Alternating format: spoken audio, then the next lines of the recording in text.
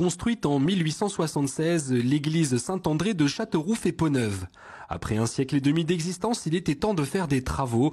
En effet, au début des années 2000, des dispositifs de maintien avaient été mis en place par l'ancien maire de la ville. Solution qui était de court terme, comme nous l'explique Gilles Averrousse, maire de Châteauroux. Il avait, au tout début de son mandat, donc début des années 2000, visité l'église et il m'a dit « je suis allé dans le clocher. Le clocher, il tient plus debout, il commence à pencher. Il dit « je me suis promis une chose, c'est de pas y retourner. On a mis des étais et ça tiendra le temps que ça pourra. » Et quand nous, on a pris les commandes, un jour, il y a une partie d'un étai qui est tombée sur le parvis avec des éléments de façade de pierre. Et on s'est dit « alors là, ça peut plus attendre, il faut aujourd'hui qu'on entame ces travaux et ce gros chantier de restauration. » Le chantier est déjà bien entamé puisque cela fait maintenant plus d'un an que la façade de l'église est en travaux. Ceux-ci ont bien avancé puisqu'hier était marqué par une visite du chantier qui nous a permis d'admirer le travail effectué sur la tour nord-ouest de l'édifice. La rénovation de cette partie aura coûté 1 million d'euros. Le maire de Châteauroux nous en apprend plus sur l'ampleur du chantier. Ce ne sera qu'un élément du chantier de rénovation puisqu'ensuite on va continuer. On va tourner autour de l'église puis faire aussi des interventions à l'intérieur. Le total du chantier sur les 10 années à venir, on l'estime à 10 millions d'euros pour refaire complètement cette église Saint-André. Un chantier coûteux mais nécessaire puisque cela fait 100 ans que l'église n'avait pas été rénovée. C'était une des problématiques d'ailleurs de ce bâtiment-là, c'est que finalement on avait très peu de connaissances sur des opérations importantes. Il y a toujours des opérations, il y a toujours des travaux sur ces bâtiments-là, de toute façon. Mais il n'y avait pas eu de travaux de cette ampleur-là depuis très très longtemps. Un travail de cette ampleur nécessite de s'y prendre méthodiquement.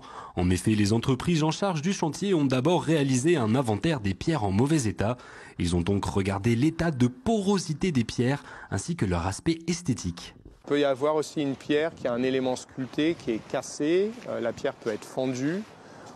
Et si les techniques de conservation, de restauration sont finalement trop importantes et qu'on n'a pas de garantie de pérennité, on va privilégier une restauration à neuf de l'élément. Pour faire une restauration à neuf, l'entreprise Jacquet, en charge du chantier de rénovation, a dû s'inquiéter de l'aspect des pierres de remplacement. Un travail qui demande d'étudier les caractéristiques d'un type de pierre.